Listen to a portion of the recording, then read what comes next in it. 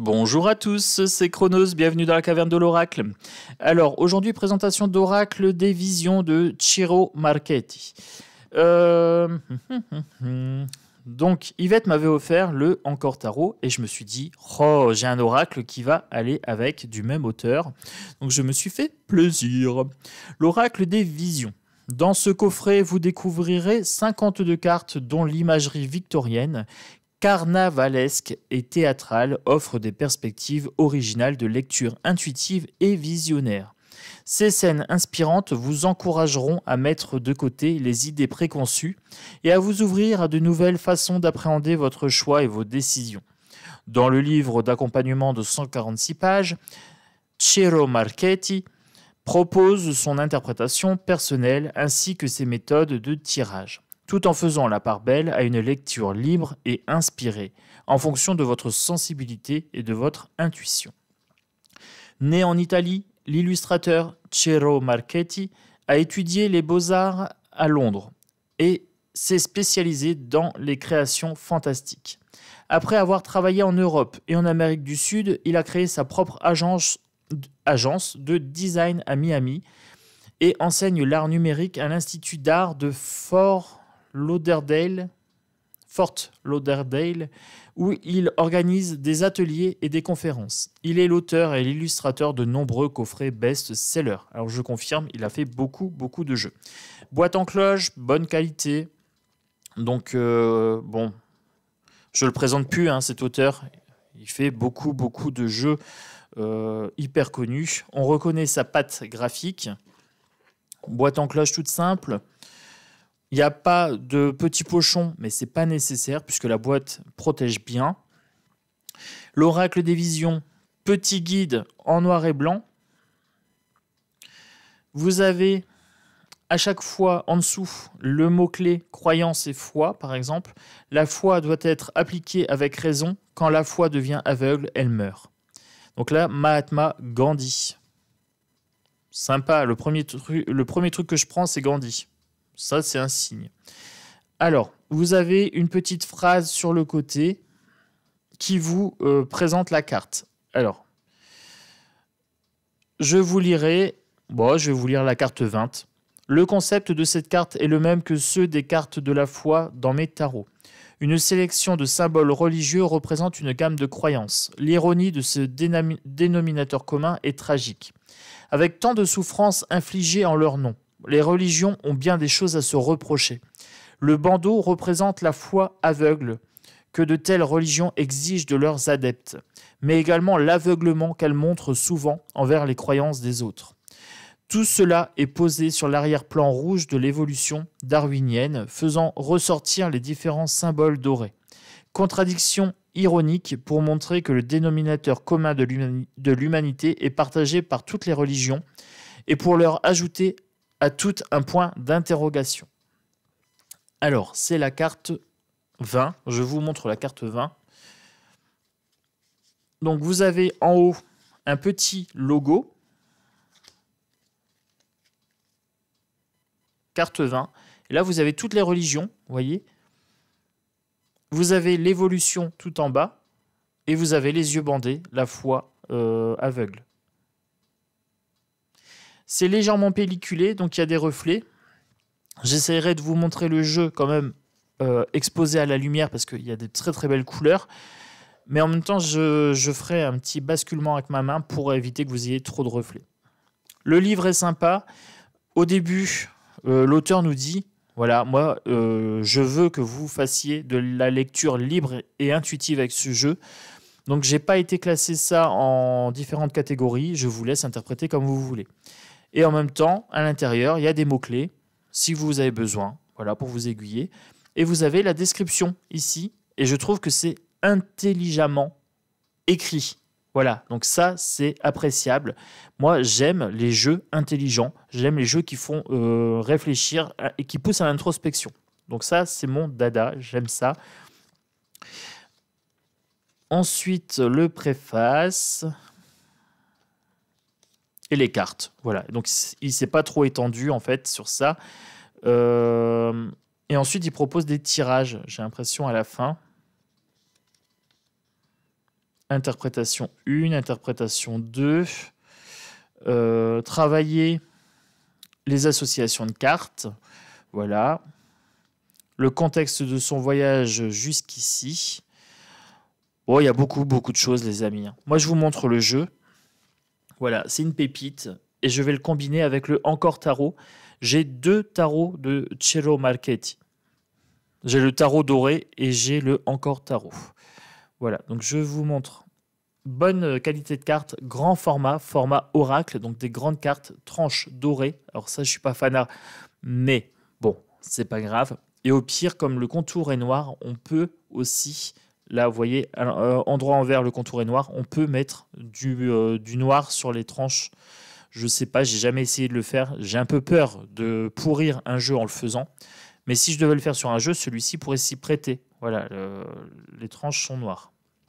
Il est pelliculé, donc il va bien vieillir. Vous voyez, il y a beaucoup de détails, beaucoup de couleurs. Voilà, je vous le montre comme ça. Et là, vous n'avez aucune indication dessus. Vous avez que le numéro de carte en haut, rien de plus. Ce qui vous laisse en fait vraiment interpréter. Il a mis les mots-clés dans le livre exprès. Il l'a dit, hein. C'est écrit dans son livre. Je ne mets pas de mots-clés dessus pour vous laisser une liberté d'interprétation. Donc ça, c'est sympa. Il nous pousse quand même quelque part voilà, là vous voyez bien. Il nous pousse à travailler notre intuition.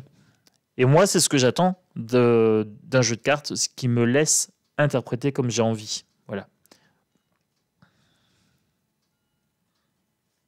Le 2 de cartes, magnifique, superbe. Voilà.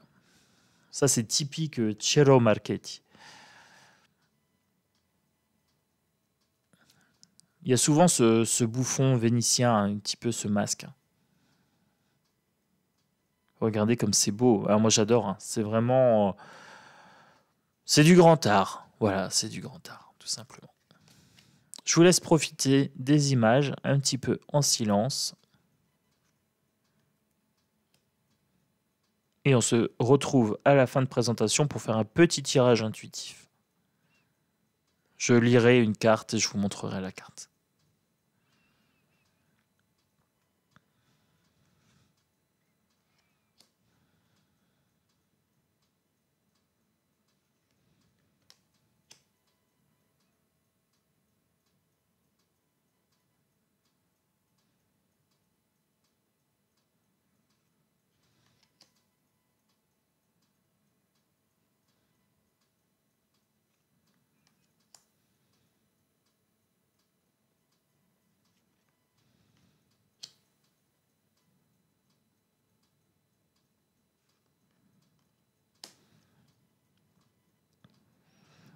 Donc je découvre le jeu avec vous.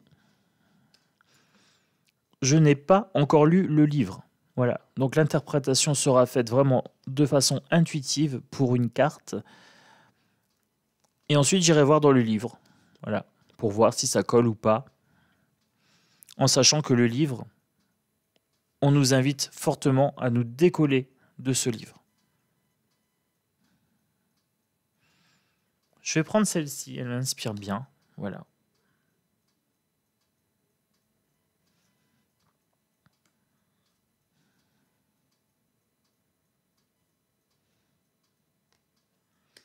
Donc la carte que je vous ai lue en début de vidéo, c'est celle-ci, par rapport aux religions, à la foi aveugle.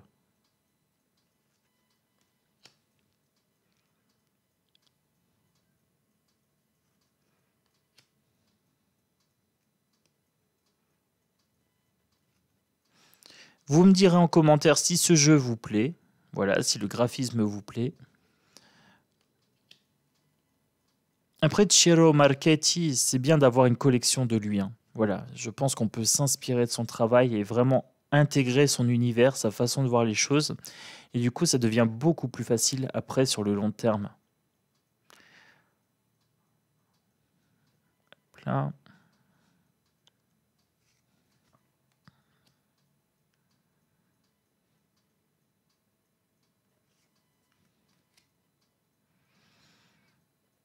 Donc je ferai un travail intuitif en fin de vidéo avec 2 cartes, celle-ci que j'ai sélectionnée et une que je prendrai au hasard. Là j'ai un loup derrière, j'aime beaucoup celle-ci. Celle-ci avec le loup et l'homme en capuche. Alors je sais pas si c'est un homme ou une femme, hein, mais potentiellement ça peut être une femme. Ça pourrait être le petit chaperon rouge. Mais là, il y a assez d'intelligence pour que ce soit un homme aussi. On ne voit pas suffisamment clairement pour pouvoir définir le sexe de la personne. Et ça, c'est intelligent.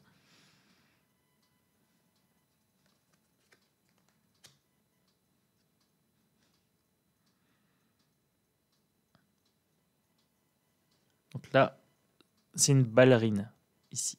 Hop.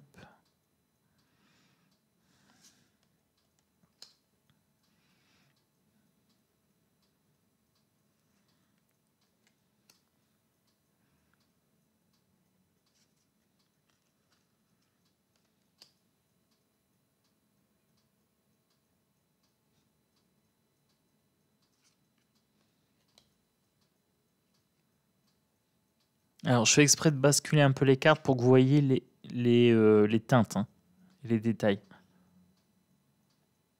Comme là, c'est une horloge en haut. Vous voyez ? Hop.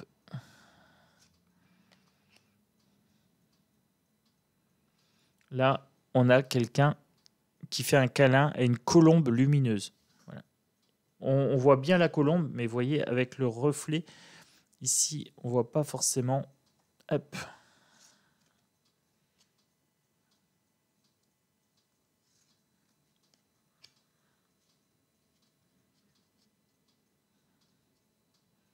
J'aime beaucoup celle-ci. Vous avez 3 visages, donc ça peut être et 4. Là, vous avez des masques ici. Et ça peut être les faux selfs. Ça peut être l'apparence. Le reflet, hein, l'image que l'on renvoie. Le fait d'être en équilibre ici, celle-ci.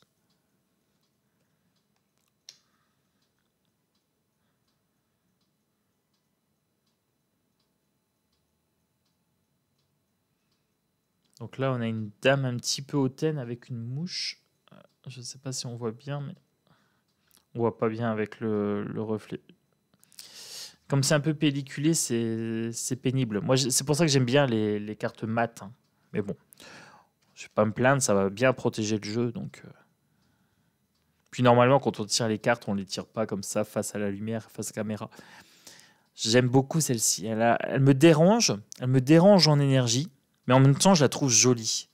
Vous voyez, comme s'il y avait de la manipulation. Alors le clown me fait un peu flipper, mais en même temps, il est attirant. Vous voyez, ça j'aime bien. J'aime bien les jeux qui me provoquent ça chez moi, cette sorte de gêne un petit peu dans mon inconscient là, qui viennent me titiller un petit peu. Je me dis ah, il y a quelque chose.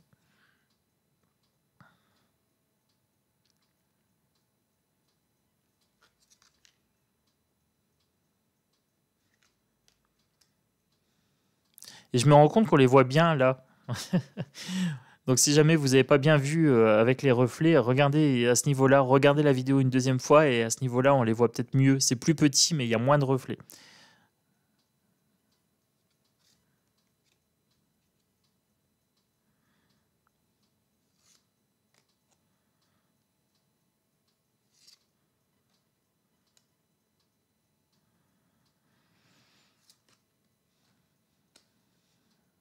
Voilà, voilà les amis. Alors, bon, j'en ai choisi une. C'est moi qui ai choisi dans le jeu et maintenant je laisse le jeu choisir la carte qu'il veut me voir présenter. Alors, comment ça se fait que j'ai des cartes à l'envers ?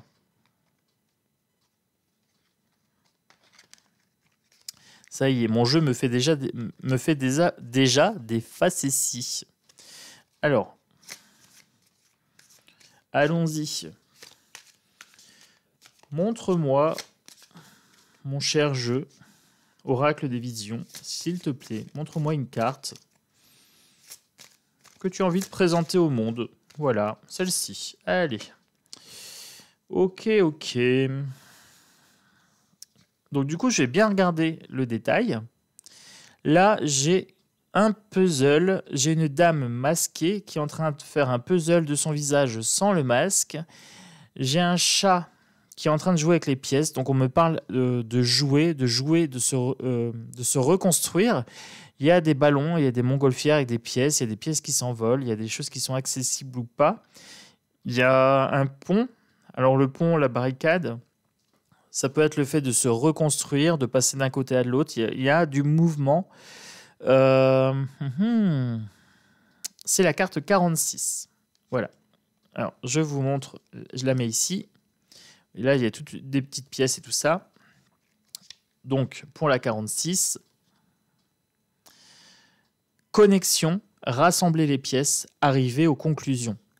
À la question de ta vie, tu es la réponse. Et des problèmes de ta vie, tu es la solution. Joe Cordare. Alors, une jeune femme est assise sur un pont. Donc là, vous voyez, j'avais vu le pont. Une jeune femme est assise sur un pont. Le point de connexion physique et métaphysique entre ici et là-bas. Son identité est initialement dissimulée aussi bien à nous qu'à elle-même, le masque. Elle est essentiellement en train de trouver son véritable être. Elle tend la main pour rassembler les pièces du puzzle et chacune d'elles lui donne des indices pour en découvrir davantage sur elle-même. Donc là, elle est en train de construire le puzzle avec son visage en bas. Nous essayons tous de comprendre notre place ici-bas en recherchant des connexions et des relations aux autres. Progressivement, fort des échecs et des expériences sur notre chemin, une image commence à prendre forme. La confusion initiale fait place à une clarté de plus en plus grande. Le processus nous renforce et devient souvent plus facile et rapide au fur et à mesure que des pièces viennent s'ajouter. Chacune à la place qui lui correspond. Finalement, nous arrivons au point où les choses se concentrent et commencent à prendre tout leur sens. Voilà donc pour celle-ci. Pour celle-ci, donc là je l'ai choisie. J'ai un homme qui est nu. Avec un symbole yin-yang dessus. J'ai un bras avec quelque chose qui sort de sa main. Je ne sais pas ce que c'est. Il y a un masque au niveau de son visage. On ne sait pas si c'est... Alors non, ça ne doit pas être ses cheveux. C'est un masque en forme de corne. Le fait d'être en équilibre, d'être en force, il est en force sur son pied. Il est comme un danseur, il est sur la pointe de son pied. Il est tendu. Il est dans la maîtrise, dans l'équilibre, parce que j'ai le symbole de la balance derrière. Il est dans l'équilibre des forces, du bien et du mal, de la lumière et des ombres. Il est puissant et en même temps, il est vulnérable de par sa nudité. Mais il est dans la maîtrise, il est tout en muscles. Allez, pour la carte 17. Pour la carte 17, qu'est-ce qu'on me dit ? Équilibre, égalité. Si je perds l'équilibre dans une pose, je m'étire plus haut et Dieu descend me stabiliser. Ça marche à chaque fois et pas seulement au yoga. Alors, malgré nos différences, en variant notre position, notre posture et notre direction, nous pouvons trouver un groupe commun et interagir conjointement. Le processus est facilité par une participation des deux parties à l'unisson. Un bouffon exécute sa danse. La force et le mouvement s'associent pour qu'il se stabilise d'un coup avec une parfaite aisance. Il équilibre deux masques de forme opposée dans ses mains. Alors, c'est ça que j'avais pas vu, c'est bien deux masques. D'accord, le masque est... Là, quand je le vois à l'envers, oui, effectivement, c'est deux masques à l'envers. C'est pour ça que je n'avais pas compris. Je pensais que ça sortait de sa main, mais non, c'est bien un masque. Sur sa main arrière. C'est le bec du masque. Ok. Malgré leurs différences fondamentales, sa danse les positionne de manière à transformer les opposés et leurs formes s'harmonisent en une seule, le yin et le yang, complémentaires. L'équilibre par défaut nécessite une égalité d'objectifs, de position et de désir. Chaque côté d'un point pivotant doit prendre en compte la position de l'autre. Si l'un des deux ne coopère pas, l'équilibre est rompu. Donc là, j'ai bien une notion d'équilibre avec ma balance et j'ai une notion aussi d'effort, là, sur le fait d'être sur son pied. Vous voyez ? Donc, c'est assez intuitif pour moi qui connais un petit peu les symboles. Après, il faut vraiment regarder carte par carte, aller regarder dans le livre. Et quand on lit la description, ça devient limpide. Alors, il y a, je pense, 58 cartes ou un petit peu plus, je ne sais plus. 52 cartes. Donc 52 cartes, c'est accessible hein, en termes de mémorisation. L'équilibre, le mot-clé, c'est l'équilibre ici. Et les opposés. Voilà. Donc une fois que vous avez mémorisé ça, que vous avez lu la carte, ça devient assez limpide. Je vais me régaler, les amis. On va se faire des tirages Ciro Marchetti. Hein, j'en ai au moins 4. J'ai celui-ci avec l'oracle des visions. Ensuite, j'ai le Encore Tarot. Oui. Et ensuite, j'ai le Keeper. J'ai le Keeper. Donc, on va se faire un petit tirage Ciro Marchetti. Bientôt. Oui. Ça, c'est sûr et certain. J'espère que cette présentation vous a plu, les amis. Donc, pour les gens qui ne me connaissent pas, vous pouvez vous abonner. Vous êtes bienvenus. Plus on est de fous et plus on rit. Voilà. Plus on est de fous et plus on rit. Donc abonnez-vous, vous êtes bienvenus. Et pour les gens qui me suivent depuis un moment, merci de votre fidélité, merci de votre bienveillance. Moi j'ai hâte de vous lire, savoir si ce jeu vous a plu, s'il vous plaît autant qu'à moi. Moi, je suis tombé amoureux de ce jeu-là. Oui. À bientôt. Ciao.